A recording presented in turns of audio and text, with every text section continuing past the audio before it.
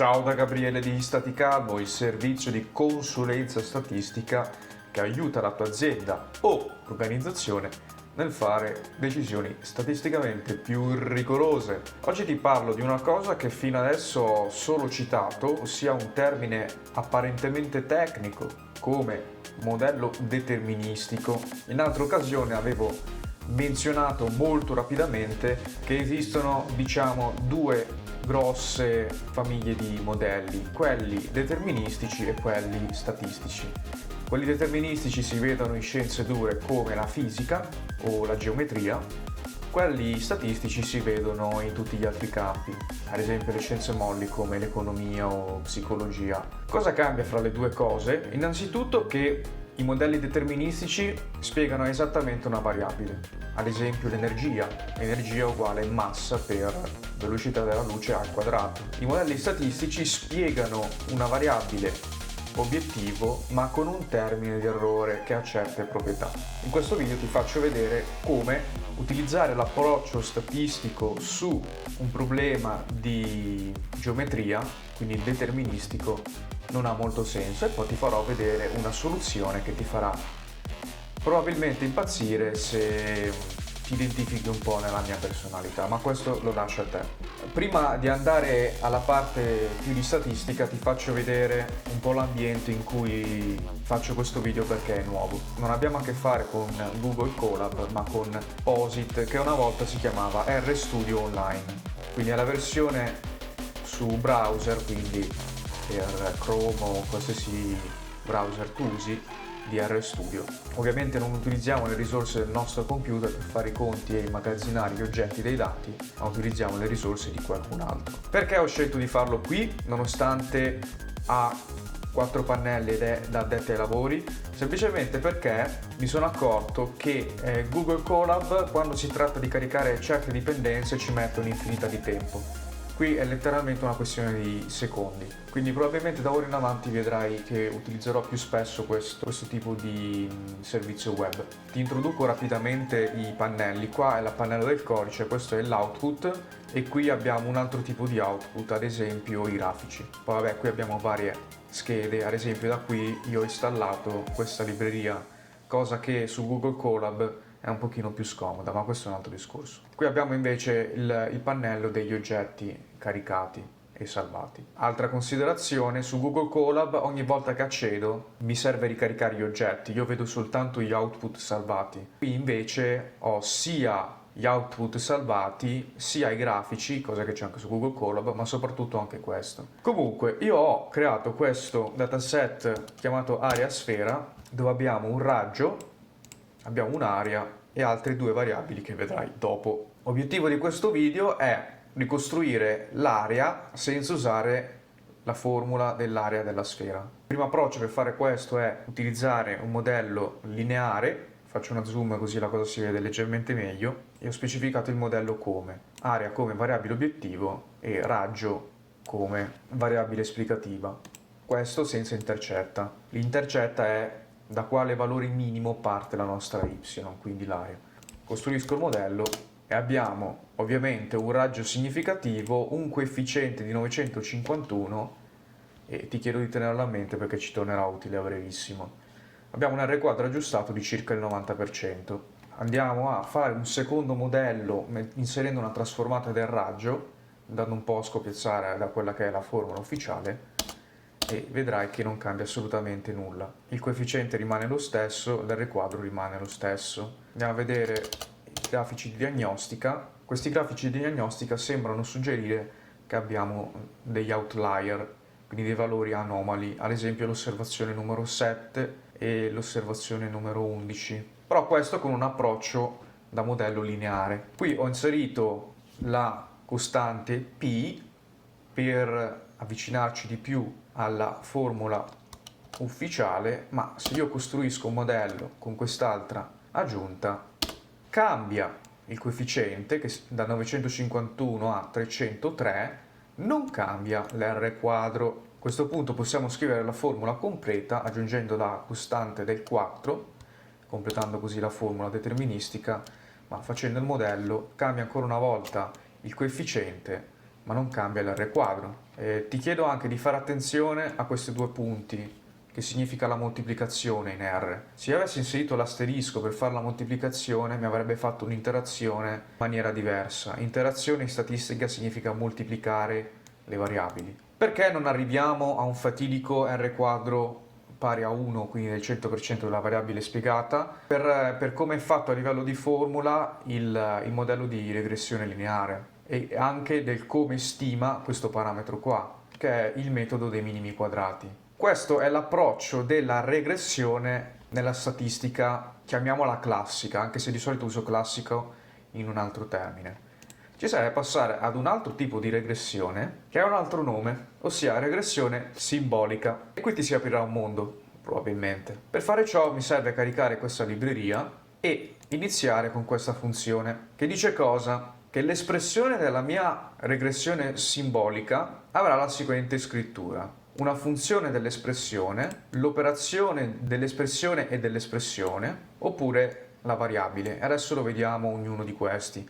Considera che espressione è un oggetto di R che appartiene alla sintassi molto avanzata di questo linguaggio di programmazione. Veniamo alla parte di funzione. Nella funzione noi mettiamo dentro seno, coseno, tangente, logaritmo e radice quadrata. Noi sappiamo benissimo che nella formula ufficiale dell'area della sfera questa cosa non c'è, ma mettiamolo dentro perché l'obiettivo di questo video è scoprire una formula sapendo nulla, facendo finta di non sapere nulla di quella che è la formula effettiva.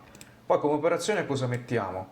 Somma, differenza, prodotto, frazione ed esponenziale. Io l'ho messo dentro tutto anche qui. Noi sappiamo già che effettivamente ci servono solo un sottoinsieme di queste operazioni.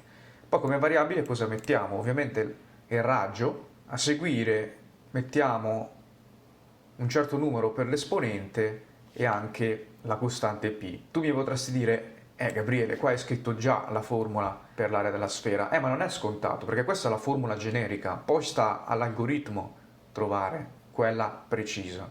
E qui viene il bello. Poi come n abbiamo il come può cambiare questo esponente. Ovviamente si possono aggiungere più termini. Qua poi abbiamo specificato da dove viene p, perché se non glielo si specifica così dà un errore. A questo punto noi diciamo che quella è la regola per creare la grammatica della formula. Qui abbiamo una funzione che ci calcola l'errore della formula che trova in base alle regole che abbiamo stabilito. Ti faccio notare che questa non è la formula dell'R quadro, cioè il coefficiente di determinazione che misura la varianza spiegata del modello che utilizza le variabili esplicative che scegliamo, ma è un altro tipo di errore. Qui essenzialmente è dove avviene la magia. Qua gli sto dicendo creami tanti modelli quanti, al massimo 500, che si stoppano quando raggiunge un errore minimo pari a 1 su 100. Vediamo cosa succede se l'eseguo.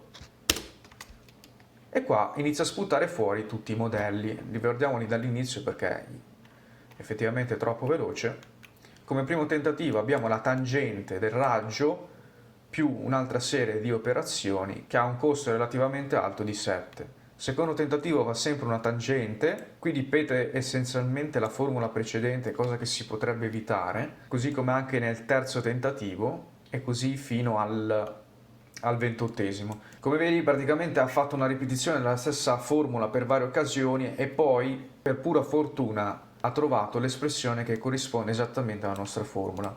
Vedi che abbiamo un costo che equivale diciamo ad un errore 3 parti su milione, quindi essenzialmente è 0 in termini informatici. Come vedi questa cosa ha impiegato 28 iterazioni, di cui 27 erano la replica della stessa cosa. Ti sto facendo notare che abbiamo riscoperto una formula utilizzando una categoria molto specifica di regressione, che è quella simbolica. Obiezione che già sento: cosa succede se io elimino questa specificazione? Succede essenzialmente che non serviranno più 28 iterazioni dell'algoritmo, ma molto di più.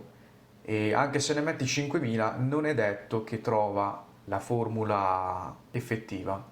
La regressione simbolica funziona molto bene quando gli si dà delle istruzioni che provengono da quello che si chiama conoscenza del dominio, in questo caso la geometria.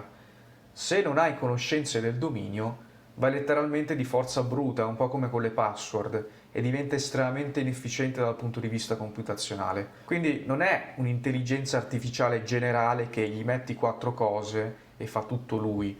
No, serve, come anche nel caso di Chat GPT, dargli delle istruzioni, che in quel caso si chiama prompt, per lavorare al meglio e in questo caso anche nella maniera più efficiente possibile dal punto di vista computazionale, perché se questo qua si ti va a 5000 ci mette anche un quarto d'ora, e quando è una formula così capisci che è un quarto d'ora su un computer spendi poco anche a livello di corrente. Ma se inizia a essere una formula molto complessa, qualcuno lato contabilità inizia a innervosirsi. Quindi io ti sto facendo vedere questo video per 2 motivi. Primo motivo è che quando tu vedi in un modello un R quadro uguale a 1, non è perché hai scoperto una legge, ma perché semplicemente c'è qualche problema sul come è addestato il modello. Come ti ho fatto vedere, per riscoprire una legge serve un altro approccio. Secondo motivo, non si applica a tutte le persone sicuramente che stanno vedendo questo video. La regressione simbolica ha più applicazioni nell'ambito manifatturiero piuttosto che certi tipi di azienda che hanno più a che fare con gli esseri umani.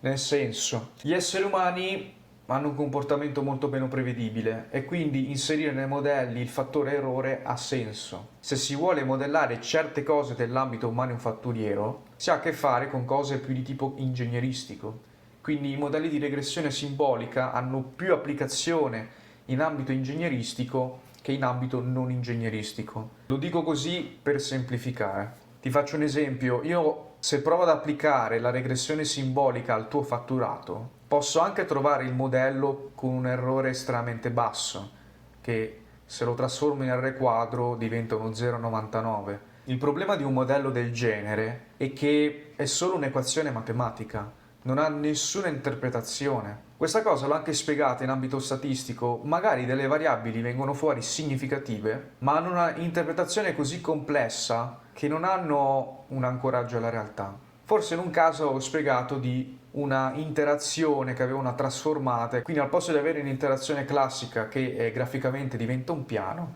avevamo un'interazione che magari diventa, non lo so, faccio un esempio, una sella o una cosa o un oggetto topologico ancora più strano. Quindi capisci che avere un modello che ha termini molto articolati danno una interpretazione molto difficile e da questa interpretazione molto difficile ti puoi salvare anche dal fatto che mettere tra virgolette in produzione un modello del genere ti produrrà essenzialmente risultati scadenti, perché avresti comunque molto probabilmente un modello troppo rigido, cosa che in altri contesti ho chiamato overfit, cioè non solo io lo chiamo così, si chiama così proprio in termini tecnici. Riassumendo, se tu vuoi modellare il fatturato in funzione di certe variabili, utilizzare la regressione simbolica ti crea sicuramente un modello troppo rigido, ma soprattutto non interpretabile in termini concreti. Supponiamo che il tuo fatturato dipende dal polinomio di quarto grado della domanda di bulloni. Cioè, come la interpreti una cosa del genere? Avrebbe più senso che il tuo fatturato dipende dalla domanda lineare dei bulloni. Lo si afferra di più come concetto. Se poi addirittura si va al di fuori dei polinomi con le funzioni trigonometriche, capisci che l'interpretazione diventa ancora più complicata. Con questo io non voglio totalmente escludere che in certi contesti aziendali si possono trovare delle leggi anche se non hanno a che fare con l'ambito ingegneristico. Semplicemente lo vedo così difficile che soltanto provare una cosa del genere mi sembra uno spreco di soldi. Può capitare in termini di coincidenza, cosa che in termini scientifici chiamano serendipità, ma qui ci si collega ad un altro discorso che ho affrontato in un episodio del podcast, ossia gli eventi estremi. Ho concluso con questo video, spero di averti stuzzicato la fantasia e la curiosità. E se questo video ti ha detonato la volontà di creare un modello per una variabile di interesse collegata alla tua azienda, sai che se mi contatterai non ti consegnerò un modello, un R quadro uguale a 1 e che probabilmente non troverò una legge collegata al fenomeno di tuo interesse. Ciao e alla prossima!